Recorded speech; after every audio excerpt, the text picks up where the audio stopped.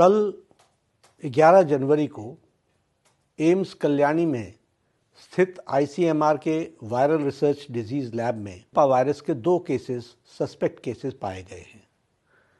Nipah virus infection एक गंभीर zoonotic बीमारी है जो बहुत तेज़ी से फैलती है।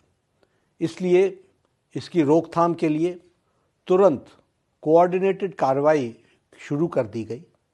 कल रात इन केसेस की सूचना मिलते ही हमारे भारत सरकार के स्वास्थ्य सचिव ने वेस्ट बंगाल के मुख्य सचिव और प्रिंसिपल सेक्रेटरी हेल्थ के साथ स्थिति के बारे में चर्चा की।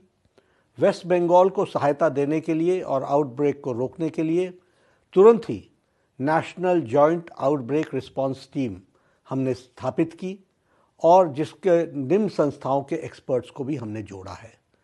एक तो all India institute of health and public hygiene Kolkata, उसी तरीके से national institute of virology Pune, national institute of epidemiology Chennai, all India institute of medical sciences Kalyani और साथ में department of wild life, ministry of environment, forest and climate change, इनके सदस्यों का एक तरीके से गठित टीम को हम लोगों ने वहाँ पहुँचाया है वेस्ट बंगाल में कार्य करने के लिए।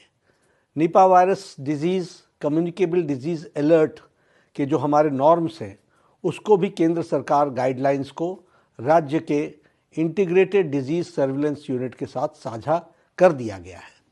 National centre for disease control और public health emergency operation centre को भी एक्टिवेट कर दिया गया है।